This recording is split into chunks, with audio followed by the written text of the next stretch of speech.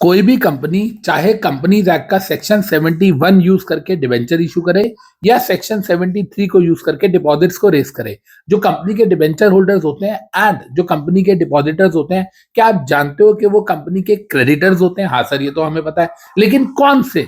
Sir कौन से मतलब वो किस प्रकार के क्रेडिटर होते हैं?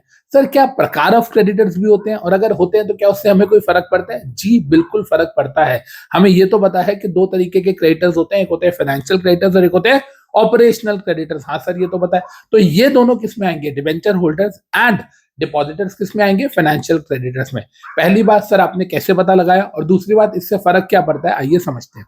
सबसे पहली चीज तो ये कि जो भी कंपनी के फाइनेंशियल क्रेडिटर्स होते हैं या जो भी कंपनी के ऑपरेशनल क्रेडिटर्स होते हैं, हम ये रिकॉग्नाइज कैसे करेंगे? देखिएगा बेटा, जब भी आपने किसी को पैसा पे करना है तो वो आपके ऑपरेशनल क्रेडिटर्स हैं। जब भी आपने किसी को पैसा रीपे करना है तो वो आपके फाइनेंशियल क्रेडिटर्स हैं। यानी कि आपने बैंक से लोन लिया हो, आपने डिबेंचर होल्डर से पैसा रेस किया हो, आपने डिपॉजिटर से पैसा लिया हो, इन सबको रीपे करना है ना, तो ये सब कौन है? हमारे फाइनेंशियल क्रेडिटर्स। लेकिन वहीं हमने किसी से रॉ मटेरियल लिए थे, किसी से कोई सर्विसेज ली थी, हमने उसकी पेमेंट उसे करनी है, तो वो कौन हो गए? हमारे ऑपरेशनल क्रेडिटर।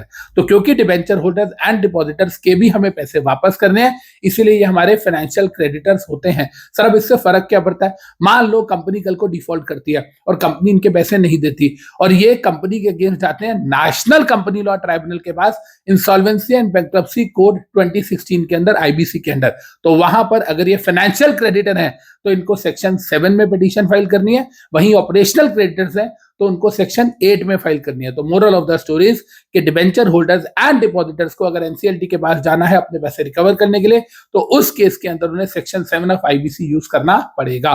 तो इस लॉजिक को यूज करके अब आप मुझे क्वेश्चन का जवाब देंगे कि अगर आपने किसी कंस्ट्रक्शन कंपनी के अंडर कोई फ्लैट बुक कराया है, कोई रियल एस्टेट कंपनी आपने फ्लैट बुक कराया है, और वो आपको कंस्ट्रक्शन लिंक प्लान में जैसे जैसे आपकी फ्लैट बनेगा वैसे वैसे वो आपसे पेमेंट लेती रहेगी, लेकिन उसने आपसे सारे पैसे ले लिए एंड आपको फ्लैट डिलीवर नहीं किया, पोजेशन नहीं दिया। अब आप मुझे ये बताएंगे कि आप जो होम बायर है वो उस कंपनी के कौन से क्रेडिटर है, और अगर आपको उस कंपनी के अगेंस्ट जाना हो तो आप आईबीसी के कौन से सेक्शन में जाएंगे? कमेंट करके जल्दी से बताइए।